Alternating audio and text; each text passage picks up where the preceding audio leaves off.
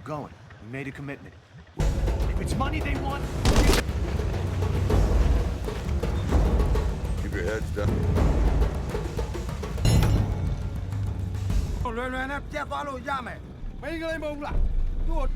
C'est pas ma malone.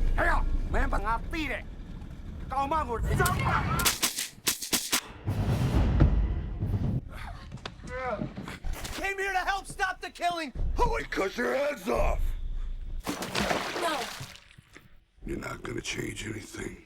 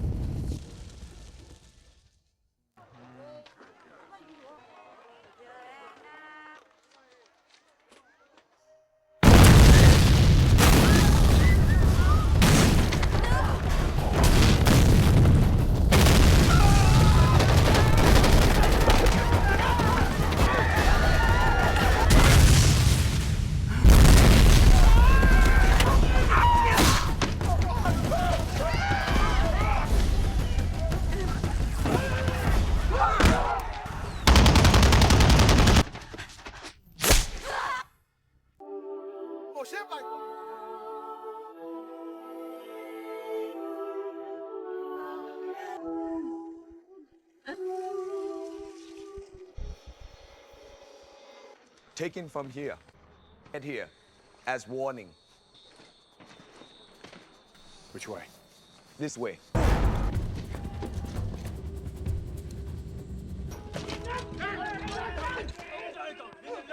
I'm gonna...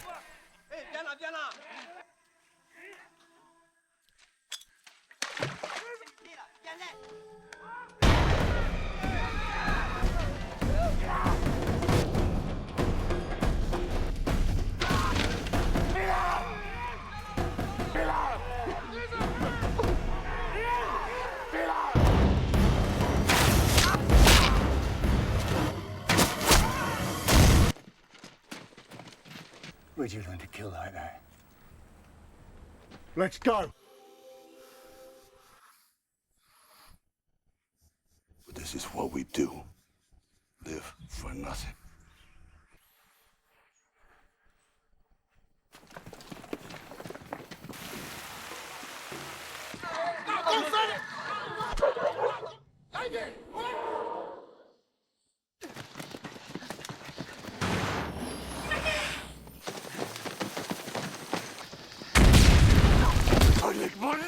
Jesus God!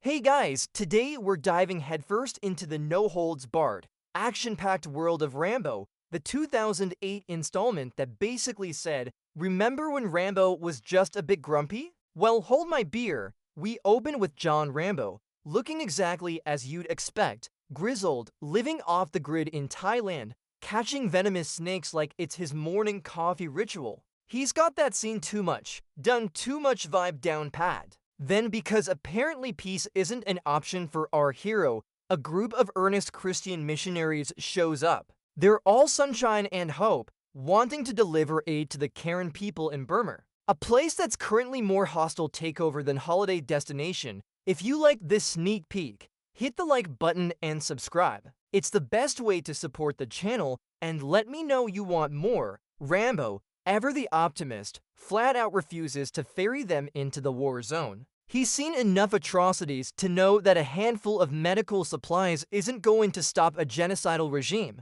There's nothing you can do, he grumbles, probably while expertly dodging another snake strike. But Sarah, bless her determined heart, isn't taking no for an answer. She confronts him, her voice filled with a desperate plea, arguing that even one life saved is worth the risk. She tries to connect with the man beneath the mud and the muscle, reminding him of what it means to care. It's a classic Rambo move. He tries to push people away, but someone always manages to chip through that granite exterior, if only for a moment. You can practically hear his inner monologue groaning.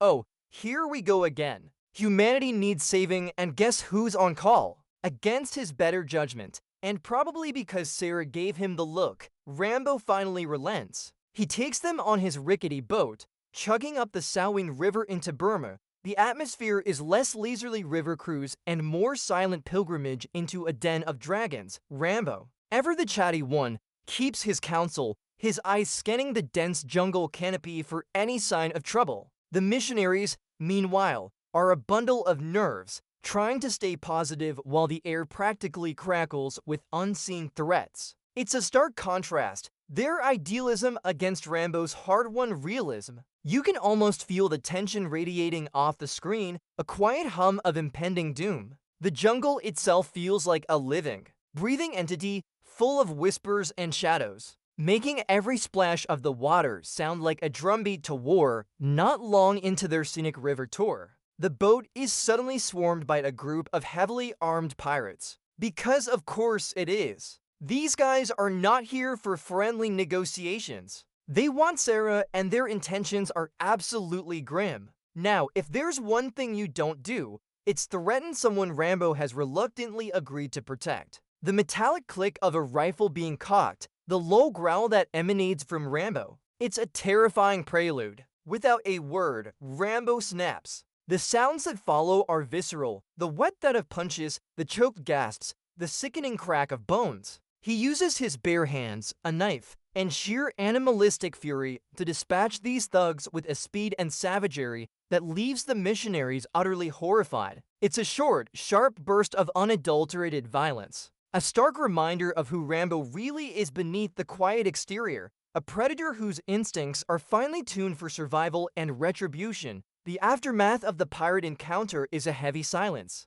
broken only by the lapping of water against the boat and the terrified breathing of the missionaries. They stare at the mangled bodies, their faces pale with shock and disgust. Sarah, visibly shaken, confronts Rambo, asking how he could do such a thing. Violence is never the answer. She might as well be shouting, while Rambo just stares back with that 1,000-yard gaze, implicitly asking, "Oh really? And what was your plan?" A strongly worded letter. It's a classic ethical debate played out in the most gruesome way possible. The missionaries came to heal, and Rambo well, he unhealed some people. This scene really hammers home the chasm between their idealistic worldview and Rambo's pragmatic, brutal reality. The stench of gunpowder and blood hangs in the air, a stark reminder of the jungle's unforgiving laws. Despite the awkwardness and the very clear "we're not friends anymore" vibe, Rambo holds up his end of the bargain. He drops the missionaries off at a secluded spot near their intended village,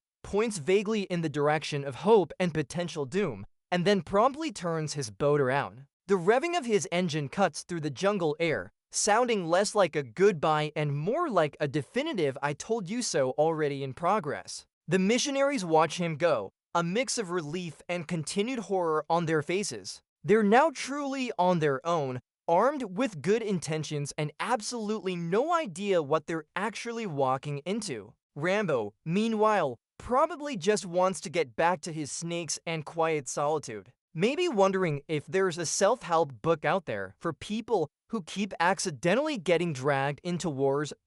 As predicted by Rambo's grim foresight department, things go south and they go south fast. The moment the missionaries set foot in the village, it's not long before the Burmese army, the Tatmadaw, descends like a plague. This isn't just a skirmish. It's a full-blown, horrifying massacre. The sounds are sickening, the rattle of automatic gunfire, the terrified screams of villagers, the roaring flames as homes are torched. It's a scene of absolute savagery, designed to instill terror and crush spirits. The missionaries, caught in the crossfire of this human rights nightmare, are quickly rounded up, their pleas for mercy met with contempt and brutality. They're dragged away, their idealistic mission shattered by the harsh reality of war. The screams echo through the jungle, a stark contrast to the earlier serene river journey, proving Rambo's point with devastating finality. Meanwhile, back at the comparatively peaceful mission compound,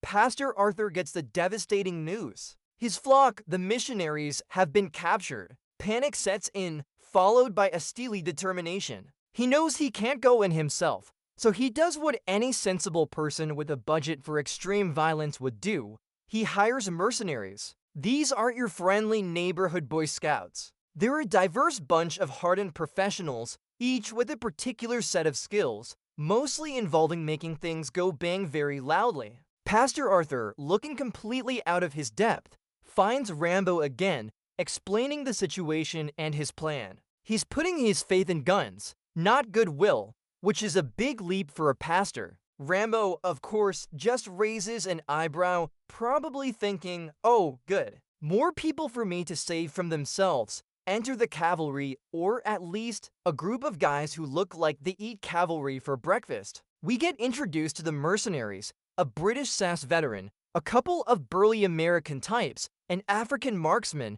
and a French-speaking demolitions expert. They're all swagger and confidence, assessing Rambo with skeptical eyes. "You're going to take us upriver?" One scoffs, clearly unimpressed by the quiet boatman. They see a weathered old man. Rambo sees a bunch of rookies who are about to get a very harsh lesson in jungle warfare. He just listens, taking in their bravado and their obvious underestimation of the situation. It's almost comical, this clash of egos and realities. The air is thick with unspoken tension. The click of their gear, the heavy boots on the ground, all hinting at the storm brewing just beyond the horizon. So, Rambo finds himself once again playing Uber driver for a bunch of foreigners heading into a war zone. This time, the cargo is a bit heavier and considerably more heavily armed. The mercenaries, initially full of their own strategic brilliance, soon realize that jungle navigation isn't quite like a walk in the park. Rambo, meanwhile, steers the boat with his usual grim efficiency, his senses on high alert. The jungle presses in, thick and unforgiving. Its quiet hum punctuated only by the drone of the engine and the occasional rustle that could be anything from a monkey to a heavily armed patrol. The mercenaries' bravado slowly begins to chip away as the enormity of their task and the sheer hostility of the environment starts to sink in. They're realizing that Rambo isn't just a boatman. He's part of the landscape, a silent, deadly guide. As they get closer to the estimated location of the captured missionaries, Rambo leads the mercenaries on a stealthy track through the dense jungle. They set up an observation point overlooking a Tatmadaw camp, and what they witness is truly horrific. The sounds of distant gunfire, muffled screams, and the sight of brutal torture. It's a gut-wrenching confirmation of the evil they're up against. The mercenaries, for all their tough talk, are visibly shaken. This isn't just a mission. This is pure, unadulterated barbarism. Rambo, of course, has seen it all before, but the rage in his eyes is palpable. The metallic glint of a machete, the dull thud of a body hitting the ground. These are the realities of this conflict. This scene cements Rambo's resolve, transforming his reluctant involvement into a personal vendetta against the perpetrators. When night falls, Rambo takes the lead, moving like a phantom through the jungle. His familiar compound bow is now slung across his back. The plan is to infiltrate silently, extract the prisoners, and get out. The air is thick with humidity and the anticipation of violence. The mercenaries, surprisingly disciplined now, follow his every move, their heavy breathing the only sound breaking the jungle's natural symphony. Rambo uses every shadow, every rustle of leaves, to their advantage. The tension is almost unbearable, a low thrumming noise in the ears as they navigate through the barbed wire and past sleeping guards. Every step is precise, every movement calculated as they close in on the heart of the enemy camp. It's less about brute force at this stage and more about surgical precision, a dance with death in the darkness. The moment of truth arrives. Rambo, with his signature bow, takes out a guard with a silent, deadly arrow, a soft whip followed by a muffled gasp. That's the signal. The mercenaries burst into action, moving to secure the prisoners. But as always, things don't stay quiet for long. A sudden shout, a misplaced footstep, and the entire camp erupts in a deafening cacophony of gunfire. The metallic clatter of AK-47s, the booming echoes of explosions, and the shouts of soldiers fill the night. Bullets whiz past, kicking up dirt and splinters. It's no longer a stealth mission. It's a full-blown chaotic battle. The mercenaries, for all their training, are now in a desperate struggle for survival, fighting tooth and nail to get the terrified missionaries out of their cages. Rambo is right in the thick of it, a force of nature moving with brutal efficiency, leaving a trail of fallen enemies in his wake. With the missionaries now free, the priority shifts from rescue to run for your lives. Rambo and the mercenaries push through the burning,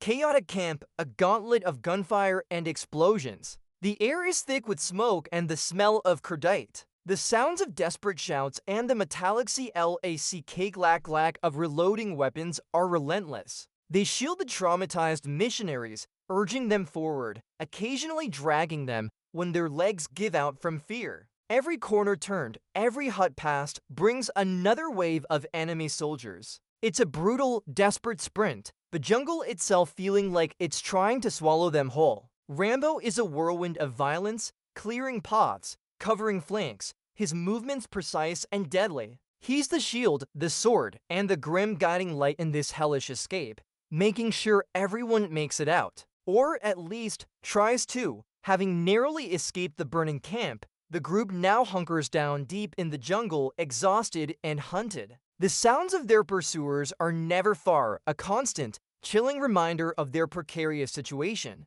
Sarah, still reeling from the horrors she witnessed and the violence Rambo unleashed, looks at him with a mix of fear, gratitude, and utter bewilderment. She's grappling with the moral compromises of survival, the realization that sometimes unimaginable brutality is the only path forward. Rambo, ever the stoic, just scans the dense foliage, his face unreadable, but his senses acutely aware of every rustle and distant shout. The jungle is no longer just scenery. It's a claustrophobic, unforgiving sanctuary that could turn into a death trap at any moment. The heavy silence, broken only by the chirping of insects, feels ominous, building a crushing pressure that threatens to snap just when they think they might catch a breath. A Tatmadaw sniper starts picking off their numbers. The crack of the rifle echoes, followed by the sickening thud of a body. They're pinned down, nowhere to go. This sniper is good, annoyingly good. But Rambo's got a few tricks up his sleeve that aren't in any military manual. He spots a massive boulder, a literal giant in the jungle. With a grunt and a Herculean effort, he dislodges it, sending it tumbling down the hill. The sniper, thinking it's one of them, fires, giving away his position with a clear muzzle flash. Gotcha, Rambo probably thinks, though he'd never say it. A moment later, a silent arrow from Rambo's bow finds its mark with a soft whip, silencing the threat. It's a brilliant, brutal piece of improvisation, showcasing Rambo's raw cunning and strength. Rambo knows they can't run forever. The Tatmadaw troops are closing in, a relentless human wave. So instead of being the hunted, Rambo decides it's time to become the hunter. He starts transforming the jungle around them into a truly horrific kill zone. The metallic scrape of him digging, the ominous rustle of leaves as he sets tripwires, the click-clack of him loading heavy machine guns, it's a symphony of impending doom. He sets up crude but deadly booby traps, each one a testament to his primal ingenuity and his absolute mastery of survival. The mercenaries, watching him work, realize they're not just with a soldier. They're with a force of nature, a man who understands the brutal language of war better than anyone. He's building a fortress of pain, and the enemy is walking right into it. Then, the Tatmadaw column marches right into Rambo's meticulously prepared meat grinder. It's almost too easy, like watching a horror movie where you know exactly what's about to happen. Rambo pulls a tripwire and all hell breaks loose. The jungle erupts in a cacophony of thunderous explosions, the ground shaking with each concussive blast. The rattle of automatic weapons fire, including Rambo on a mounted .50 caliber machine gun, is deafening, a relentless metallic roar that rips through the air. The mercenaries, bolstered by Rambo's raw power, join the fray with their own weapons, shouting commands over the din. It's a symphony of destruction, a relentless, brutal barrage that turns the dense jungle into a swirling vortex of smoke, fire, and flying debris. The action-first narrative truly takes center stage here, where every bullet, every explosion, feels viscerally real. With the .50 caliber machine gun cradled in his hands, Rambo is no longer just a man. He's an instrument of pure, unadulterated carnage. The sustained burst of the heavy weapon, the metallic scent of expended casings, the sheer force of the recoil, it's a raw, primal assault. Waves of Tatmadaw soldiers are mowed down, their bodies twisting and contorting under the relentless hail of bullets. The jungle floor becomes a chaotic tableau of shattered trees, flying dirt, and grim consequences. Rambo's face is a mask of grim determination, his eyes focused, utterly devoid of mercy. He's not fighting. He's obliterating, erasing the threat with an almost surgical, yet utterly brutal, efficiency. The screams of the dying are swallowed by the thunderous roar of the machine gun, a terrifying testament to Rambo's unleashed wrath. This is where the action first really shines, a pure, visceral spectacle of combat. Just when you think Rambo can't possibly escalate the level of unhinged, he hops into a jeep. And what does Rambo do with a jeep in a firefight? He turns it into a blunt instrument of destruction, naturally. The crunch of metal, the roar of the engine, the sickening thud of bodies as he plows directly into the remaining Tatmadaw soldiers. It's a truly shocking and brutal sequence. He's not just shooting them, he's running them over, leaving a trail of absolute devastation in his wake. It's less vehicular combat and more vehicular manslaughter, dialed up to 11. The sheer audacity, the raw, primal energy of it is both horrifying and undeniably effective. The sounds are gritty, visceral, the squeal of tires on mud, the smashing of vehicles, the desperate shouts of the enemy. Rambo isn't just winning.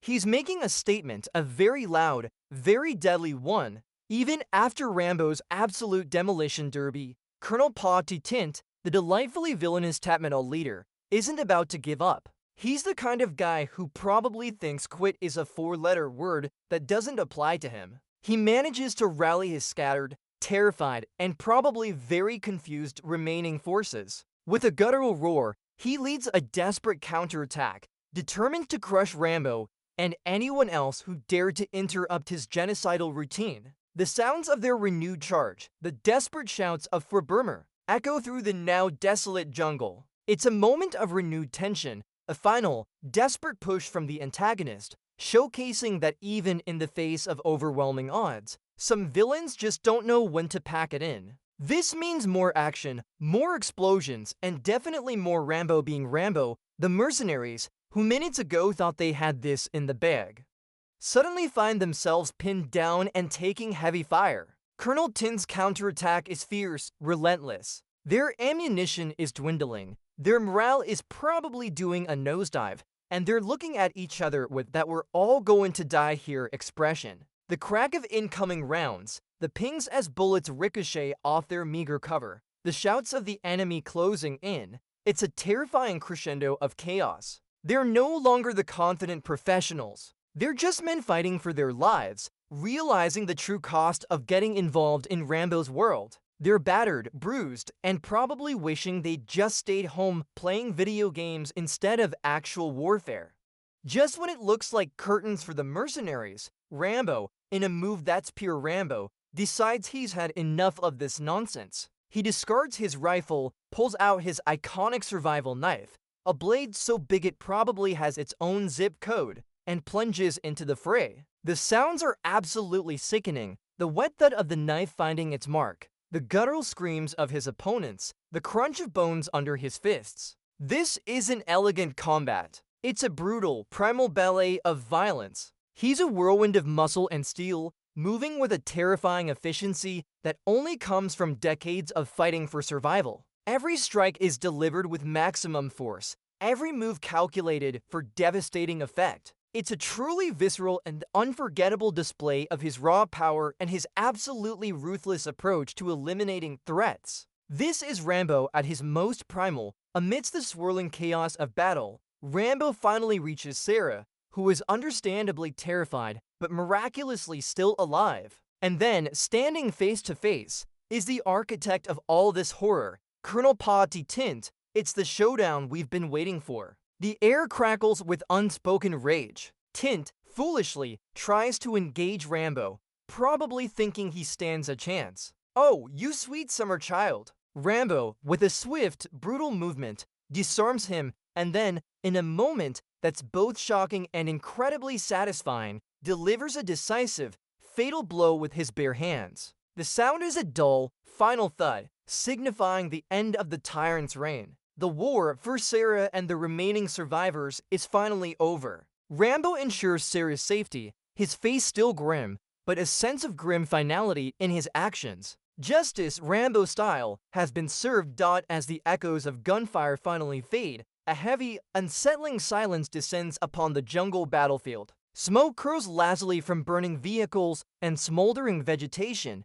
a grim testament to the absolute devastation Rambo has wrought. Bodies are scattered everywhere, a chilling tableau of the war's brutal cost. Rambo stands amidst it all, his face streaked with dirt and blood, his eyes scanning the carnage with a somber, familiar gaze. There's no triumph, no cheer, just the weary acceptance of a mission accomplished in the most violent way imaginable. The air smells of gunpowder, ash, and blood, a sensory overload that tells a story of survival and sacrifice. The groans of the wounded, the distant cries for help, these are the sounds that linger. A stark reminder that even after the victory, the scars of war run deep, leaving an indelible mark on everyone involved. With the mission accomplished, Rambo quietly slips away, leaving the jungle and its horrors behind. He's done his part, saved who he could, and now, it's time for him to disappear once more. But this time, something feels different. We see him, a lone figure, walking down a dusty rural road, the sun setting behind him. He's heading towards a small American town, his silhouette stark against the fading light. It's a moment of quiet contemplation, a hint that perhaps, just perhaps, Rambo is finally, after all these years, heading home, or at least, trying to find a piece of the peace he's fought so desperately for others to have. It's a thoughtful moment of reflection on a character who has endured so much, showcasing the quiet power of simply moving forward, one step at a time. Today, we're diving headfirst into the brutal, no-holds-barred world of Rambo, the 2008 masterpiece that proved John Rambo still had plenty of fight left in him, even if he was a bit rusty at first. We're talking about a movie that doesn't just push the envelope, it sets it on fire and then machine guns the ashes. This isn't your grandma's cozy Sunday afternoon flick, folks. This is Rambo at his most primal, his most devastating. Get ready for some serious action, some truly uncomfortable moments, and more squibs than a fireworks factory. I put a lot of work into these, so if you like what you see, a like and a subscribe is always appreciated. No worries if not. Our story kicks off in a rather serene, if snake-infested, part of Thailand. John Rambo, looking less like a one-man army and more like a seasoned river guide with a serious aversion to small talk, is living a quiet life. He's catching snakes, fixing engines, and generally trying to be left alone, which, let's be honest, is a recurring theme with him. Enter a group of American missionaries, led by the earnestly optimistic Michael Burnett and the compassionately determined Sarah Miller. They want Rambo to ferry them up the Salween River into Burma, a place where the local military, the Tatmadaw, are, shall we say, less than hospitable to human rights. Rambo, ever the voice of experience, tells them it's a terrible idea, warning them about the dangers and the unspeakable atrocities being committed against the Karen people. He's seen it all, tasted the dust of conflict, and frankly, he's over it. The missionaries, with their hearts of gold and perhaps a touch of naivete, insist. Sarah, with a quiet plea that tugs just the right amount on Rambo's long-dormant conscience, eventually wears him down. It's that classic movie moment where the hero tries to say no, but the moral imperative is just too strong. You know the drill, right? They probably thought a stern talking to from a guy who looks like he eats barbed wire for breakfast would be enough to deter them. Nope, it just solidifies their conviction. So Rambo, with a sigh that probably echoed across the jungle, agrees to take them. The journey upriver begins, and immediately you can feel the shift in atmosphere. The serene beauty of the jungle gives way to a simmering tension. Rambo is all business, navigating the treacherous waters and keeping a hawk-like watch on the banks. The missionaries, bless their cotton socks, are still trying to connect with him, sharing their faith and their mission to deliver medical supplies and Bibles to the Karen villagers. Rambo, naturally, remains a man of few words, his silence speaking volumes about the harsh realities he knows await them. He's not here for a spiritual retreat. He's here to get them in and out, hopefully in one piece. The boat churns through the murky water, the dense foliage closing in around them, a perfect metaphor for the tightening grip of danger. You can almost feel the humidity clinging to your skin, the buzz of unseen insects. It's a journey that foreshadows the darkness to come, with every ripple in the water and rustle in the leaves hinting at unseen threats. The missionaries are talking about saving souls.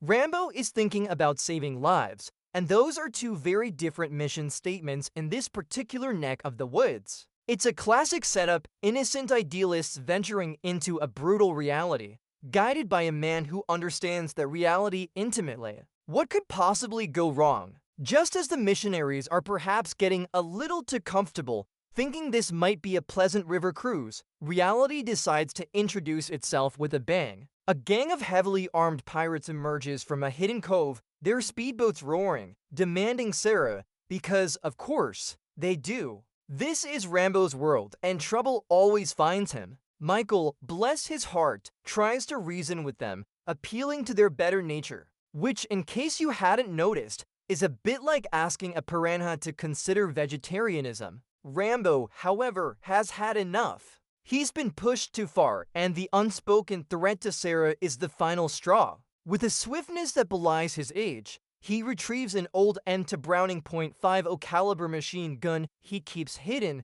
because, you know, just in case. The sound of that massive weapon spitting out rounds is deafening, tearing through the jungle's silence. The pirates, who thought they had an easy target, are suddenly faced with an elderly gentleman who moves like a predator and shoots like a sniper. The scene is quick, brutal, and utterly Rambo. Limbs are torn, boats are shredded, and the river turns a rather unappealing shade of red. The missionaries are, understandably, traumatized. They've just witnessed their reluctant guide transform from a quiet boatman into an engine of destruction. It's a stark reminder that they're not in Kansas anymore, and Rambo's definition of trouble is a lot more extreme than theirs. He dispatches the pirates with a surgical efficiency that is both terrifying and oddly satisfying. Live for nothing or die for something, he growls, or words to that effect. He's not wrong. It's a perfect example of what happens when you poke a sleeping bear.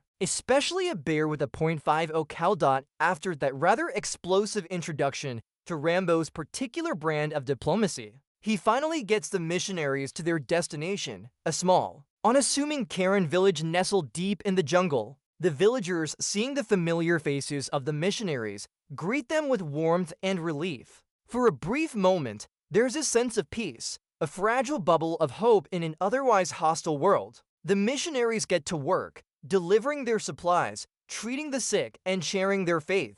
Sarah, in particular, tries to make a connection with the children, offering comfort and kindness. Rambo watches from a distance, his face unreadable, but you can tell he's observing everything. He sees the good the missionaries are trying to do, and perhaps a flicker of his own lost humanity is stirred. He's delivered them, his job is technically done, but the air still feels heavy with unspoken dread. The jungle whispers secrets, and Rambo, more than anyone, understands its language. He knows this fleeting peace is just that, fleeting. It's the calm before the inevitable storm, a brief respite before the darkness descends once more. The sounds of children playing and laughter are a stark contrast to the thundering machine gun from earlier, but Rambo knows which sound is more truly reflective of this land. He's not fooled by the momentary quiet. He's just waiting for the next shoe to drop, or, more accurately, the next bullet to fly, and drop it does, with the force of a thunderclap. The fragile peace is shattered as the Burmese Tatmadaw, the utterly ruthless local military, descends upon the village. This isn't just an attack. It's a massacre, a systematic extermination campaign. The sounds are horrifying. The crackle of automatic rifle fire, the screams of the villagers, the roar of explosions as huts are torched. The soldiers are depicted as truly monstrous, engaging in unspeakable atrocities against men, women, and children. It's a scene designed to shock and enrage, and it absolutely succeeds. The missionaries, caught in the crossfire, try to help, but they are hopelessly outmatched. Michael and Sarah are eventually rounded up with other survivors, destined for a fate that is arguably worse than death. Rambo, who had departed, witnesses some of this horror from a distance, seeing the smoke rising, hearing the distant gunfire. The sound of distant screams, the smell of burning wood, it all brings back the war, the endless cycle of violence he'd tried so hard to escape. He's left with the chilling knowledge that his warning was tragically prophetic, and the people he ferried are now in unimaginable peril. This scene doesn't pull its punches. It shoves them directly into your gut, forcing you to confront the sheer barbarity of the conflict. It's not just a plot point. It's a statement about the real-world horrors occurring in this region. You feel the crushing weight of helplessness, the injustice of it all. It's a gut-wrenching watch, and it sets the stage for Rambo's inevitable return to what he does best. In the aftermath of the massacre, days bleed into one another. Rambo, still living his hermit existence, but now with a heavy sense of guilt, eventually crosses paths with some Karen resistance fighters. These guys are the real unsung heroes, fighting for their lives against an overwhelming force. They recount the gruesome details of the Tatmadaw's raid, confirming the capture of the missionaries, including Sarah and Michael. The description of the atrocities is chilling, painting a vivid picture of hell on earth. Rambo takes it all in, his face a mask of stone, but you can almost see the gears turning in his head. The weight of his initial refusal to help them more thoroughly, to perhaps warn them more forcefully, must be crushing. He hears the stories of unimaginable suffering, the systemic dehumanization, and the quiet resolve of the Karen people to fight back. The sounds of their desperate pleas, their unwavering spirit, start to chip away at Rambo's carefully constructed wall of detachment. He's trying to stay out of it, to remain just a boatman, but the call of duty, the primal urge to protect the innocent, is a force even Rambo can't entirely ignore. This scene subtly builds the internal conflict within Rambo, preparing him for the inevitable turn towards vengeance. It's like watching a dormant volcano slowly rumble to life, gathering its destructive power. Back in Thailand, the outside world starts to catch up. Pastor Arthur Marsh, a good-hearted man and the one who sent the missionaries in the first place, arrives, absolutely distraught. He's heard snippets of the horror and he's desperate. He finds Rambo and, naturally, begs him to go back, to lead a rescue mission. Rambo, still grappling with his internal struggle, initially refuses. He's done with war, remember? He's seen enough, done enough, killed enough. He tries to explain that there's nothing he can do, that it's a suicide mission, but the pastor's pleas are persistent. Just when you think Rambo might finally be swayed, a different solution rolls into town, a group of highly trained, heavily armed, and utterly cynical mercenaries.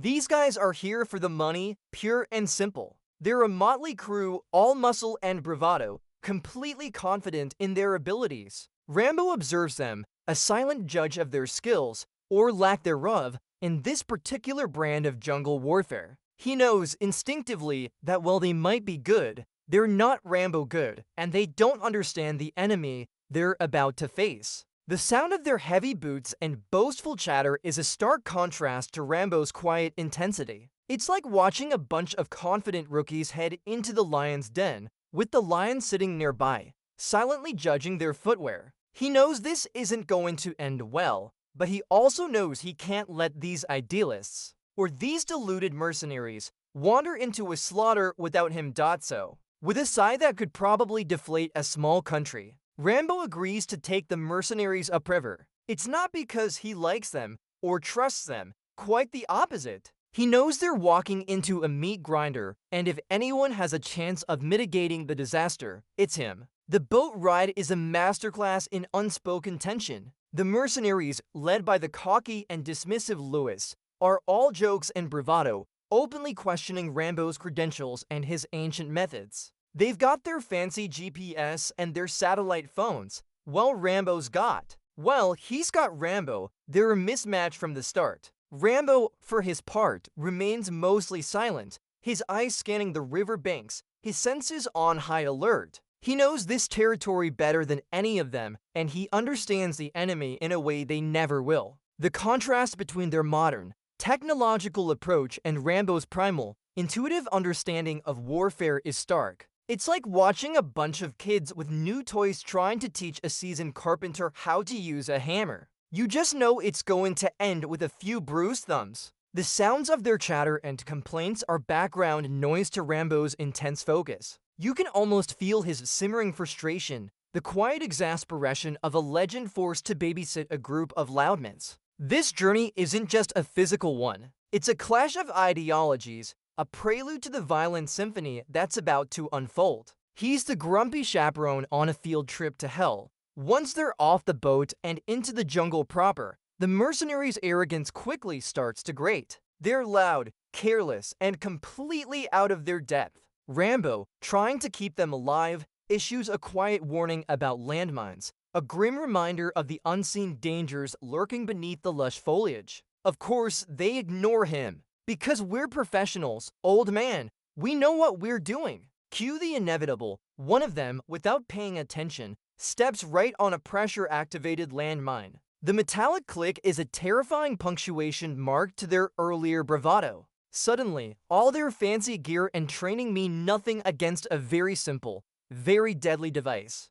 Panic sets in naturally. Rambo, however, remains eerily calm. He moves with a predatory grace, assessing the situation. He knows how these things work, how to disarm them, and more importantly, how to save the poor unfortunate soul currently frozen in terror. The tension is palpable, the silence thick, broken only by the mercenaries' ragged breathing and Rambo's terse instructions. He skillfully disarms the mine, a moment of pure, understated heroism that earns him a grudging respect from some of the mercenaries, though Lewis, the arrogant leader, still remains skeptical. It's a powerful demonstration of Rambo's innate understanding of the battlefield, a sharp contrast to the mercenaries' reliance on technology and their lack of situational awareness. He's not just a guide. He's the only reason any of them are still breathing. The crunch of dry leaves underfoot, the stifling heat, and the ever-present threat of invisible death makes every step a potential last one. And this is just the warm-up act. As Rambo continues to lead the mercenaries deeper into the jungle, they stumble upon a sight that drains the bravado right out of them. It's a makeshift execution site, a clearing littered with the bodies of massacred villagers, men, women, and children. The brutality is horrifying, the sheer scale of the atrocity almost unbelievable. The mercenaries, who've likely seen some terrible things in their careers, are visibly shaken, their tough exteriors cracking under the weight of such unspeakable evil. This isn't just war. This is systematic slaughter, a deliberate act of terror. The stench of death hangs heavy in the humid air, a morbid cloud that even the jungle's lushness can't mask. This silence here isn't peaceful. It's a chilling testament to the screams that once filled this space. The sight finally forces them to confront the true nature of the enemy they're up against. This isn't about capturing a strategic point or neutralizing a threat. It's about pure, unadulterated barbarism. Lewis, for all his bluster, looks utterly defeated for a moment, his eyes wide with a horror he probably hadn't anticipated. Rambo, of course, has seen it all before, the pain etched deep into his soul, but he remains outwardly stoic. He's simply confirming what he already knew. It's a moment of grim realization for the mercenaries, a harsh lesson delivered not by words, but by the horrific evidence of man's inhumanity. The sheer scale of the carnage, the shattered lives, makes the earlier pirate skirmish look like a playground spat. This is the real war, and they've just walked into its grim heart. Driven by the grim discoveries, Rambo pushes them forward, following the faint, blood-soaked trail. Finally, through the dense foliage, they spotted a Tatmadaw camp bustling with soldiers. And there, amongst the captured, is Sarah looking utterly broken and terrified. The missionaries are being held in deplorable conditions, subjected to constant abuse and psychological torment.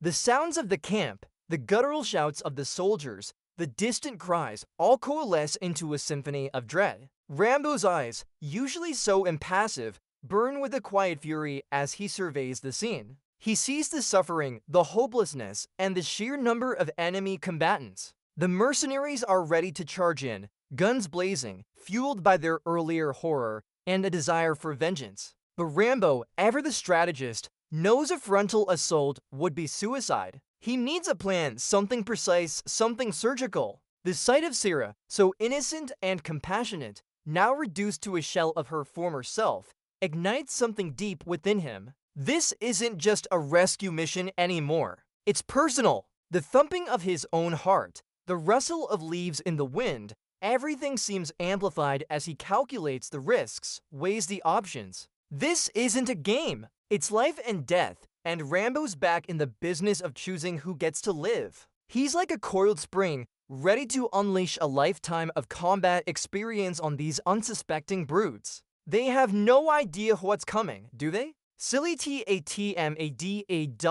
Knowing that a daylight assault is a one-way ticket to oblivion, Rambo decides to go in under the cloak of darkness. He instructs the mercenaries to hold their positions, to provide cover fire if things go south, and to, for the love of all that is holy, not mess it up. He slips away, a ghost in the humid jungle night, moving with a silent grace that only decades of survival and combat can teach. The sounds of the jungle, usually so loud, seem to part for him. The rustle of a leaf, the snap of a twig, these are the enemies of stealth, and Rambo avoids them all. He's armed with his trusty bow and a combat knife, the tools of a hunter, not a soldier. The moonlight, dabbling through the canopy, casts long, eerie shadows that Rambo uses to his advantage. He moves past patrols, dispatches sentries with brutal efficiency and quiet precision, his knife finding its mark with a sickening crunch of bone and sinew.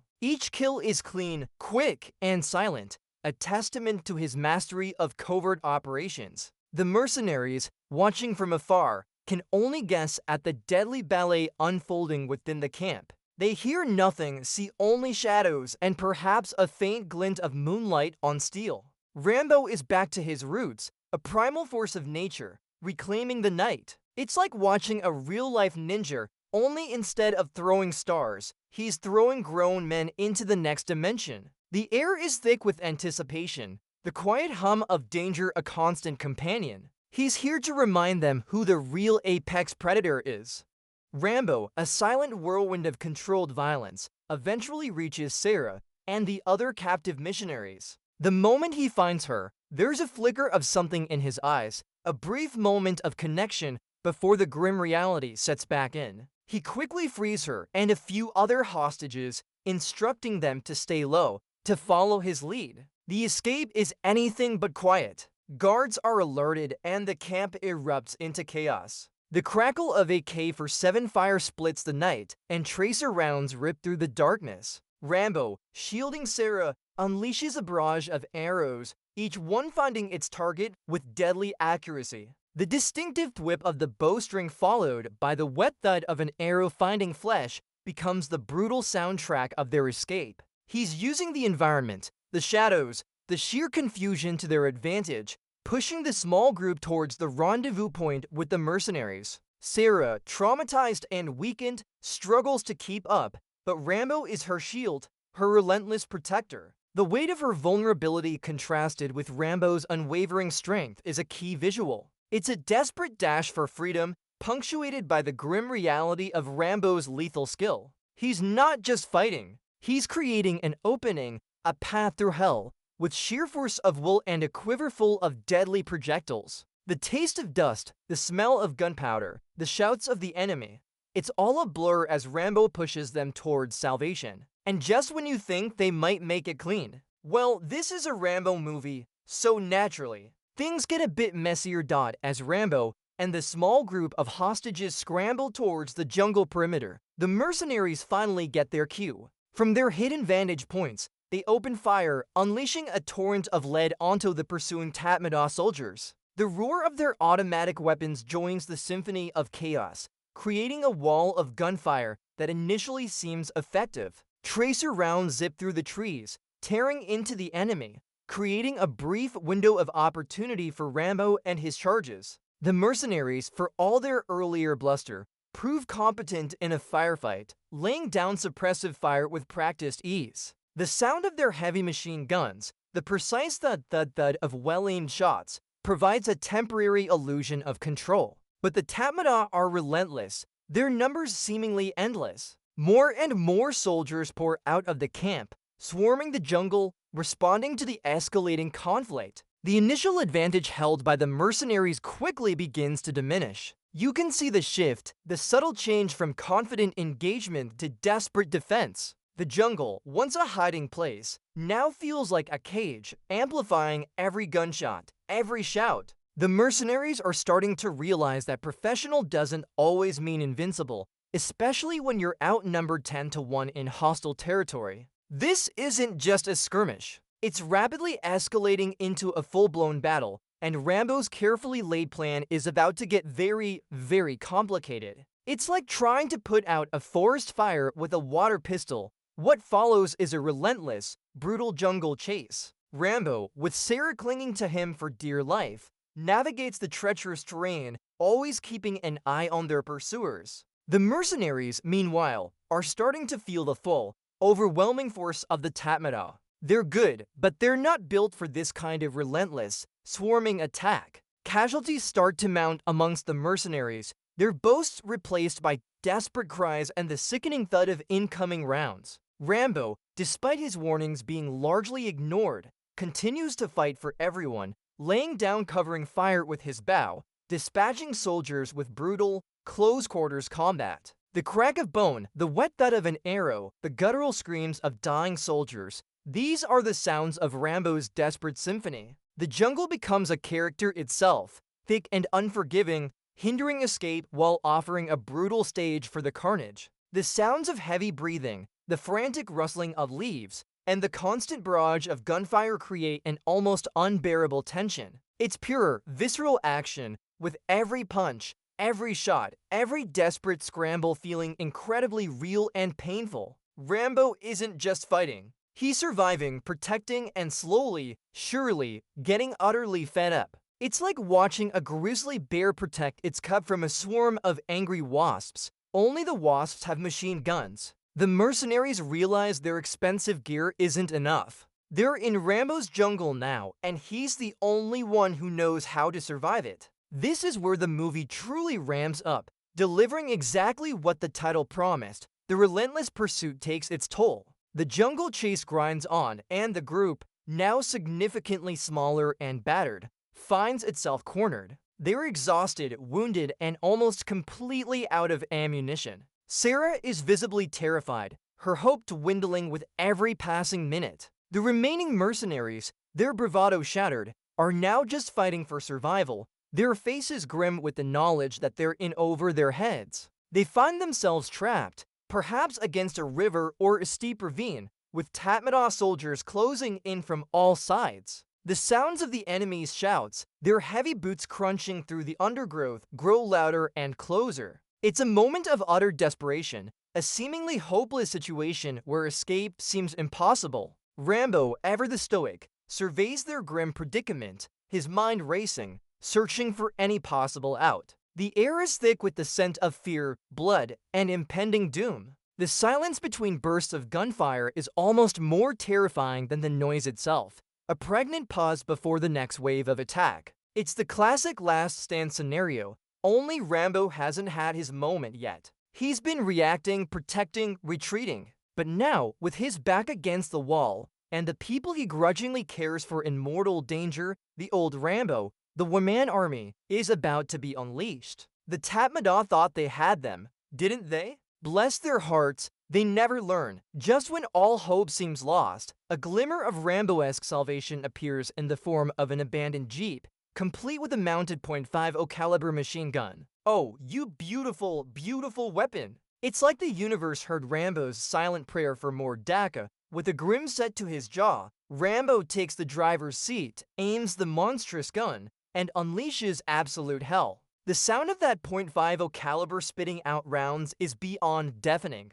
It's an earth-shattering roar that rips through the jungle. The Tatmadaw, who thought they had a contained skirmish, are suddenly met with a torrent of lead so intense it literally dismembers them. Limbs fly, bodies are torn apart, and the jungle floor becomes a grotesque canvas of carnage. This isn't just shooting, it's an industrial-scale slaughter. Rambo isn't just defending, he's eradicating. His face is a mask of pure, focused rage, his eyes burning with the cold fire of vengeance. The sheer force of the recoil, the metallic clatter of the expended casings, the smell of burning gunpowder, it's a sensory overload. The mercenaries, stunned, watch as their reluctant guide transforms into an unstoppable force of nature, a one-man meat grinder. This is the moment the movie delivers on its promise of extreme violence, pushing the boundaries of what's shown on screen. The Tatmadaw had no idea what they were dealing with, did they? They poked the bear, and now the bear is not just awake.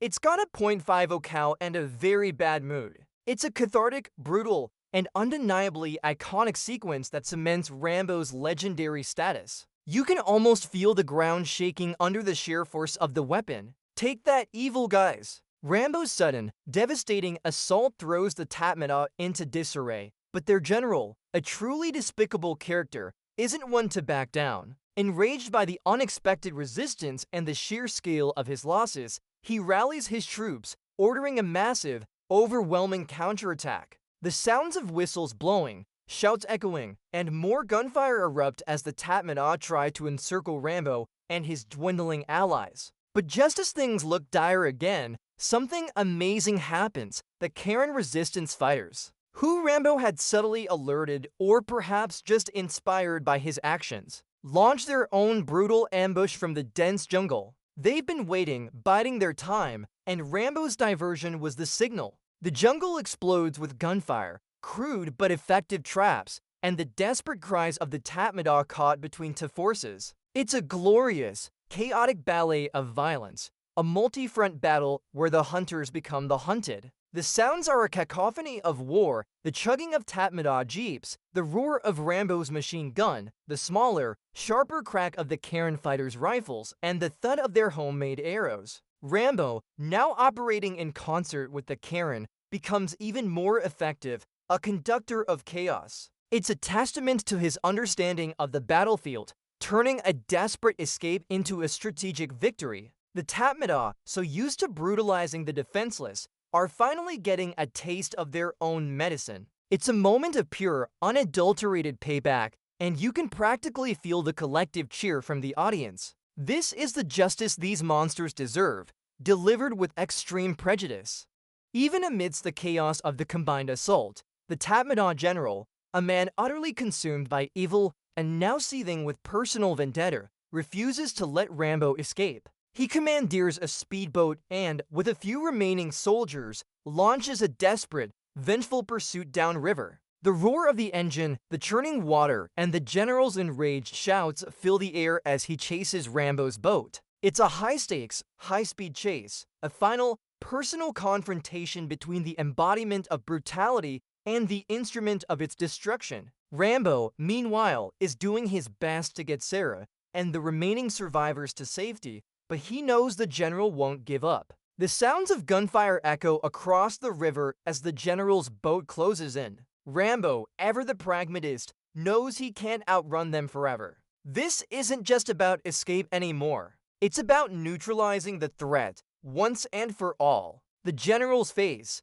twisted in a snarl of hatred, is a chilling sight. He's not just fighting for victory, he's fighting to preserve his reign of terror. But he's made one critical mistake. He's forgotten who he's up against. You can practically hear the general's teeth grinding with frustration, the desperate thrash of his boat's propeller against the current. This is the moment for Rambo to finally settle the score, to cut the head off the snake. And when Rambo decides to cut, he tends to cut very, very deeply. The river chase culminates in a brutal, up-close and personal confrontation. Rambo, ever resourceful, manages to disable the general's boat, sending him tumbling into the water. The general, arrogant and defiant to the very end, tries to fight, to assert his power one last time. But Rambo is done playing. He pulls the general out of the water, a silent, terrifying force of nature. There's no grand monologue, no dramatic last words,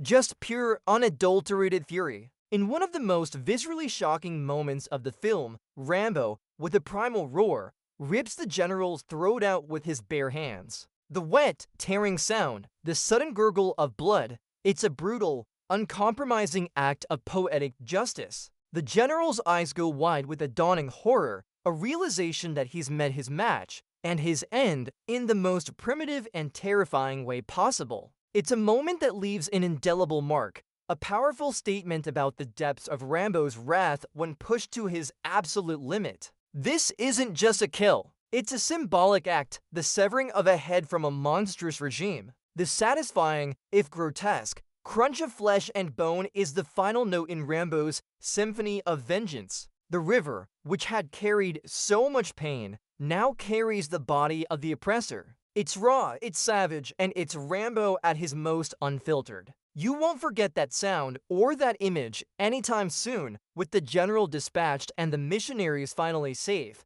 Rambo disappears once more. The final scene sees him walking down a dusty dirt road in Arizona, approaching a familiar-looking farmhouse. It's his childhood home, a place he hasn't seen in decades. The vast, open American landscape is a stark contrast to the claustrophobic, blood-soaked jungles of Burma. The sounds here are different too. The distant rustle of dry grass, the hum of insects, the silence of a land at peace. Or at least a different kind of peace. It's a quiet, introspective ending to a relentlessly violent film, suggesting a journey not just across continents, but within himself. He's finally coming home, not just physically, but perhaps emotionally, after so many years of fighting other people's wars and his own internal demons. The walk is heavy, laden with the weight of everything he's seen and done, but there's also a subtle hint of hope, of a man finally seeking solace. This journey represents more than just a homecoming.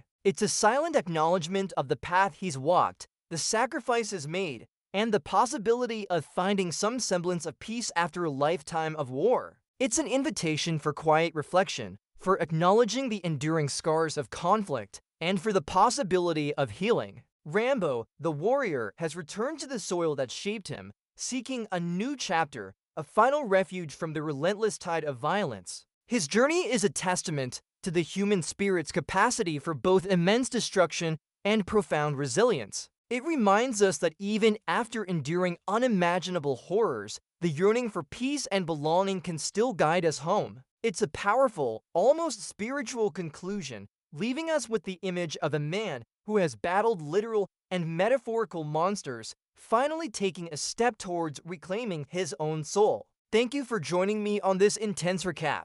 I hope you found it insightful. If you did, Please consider liking and subscribing, and let me know in the comments what movie you'd like me to dive into next.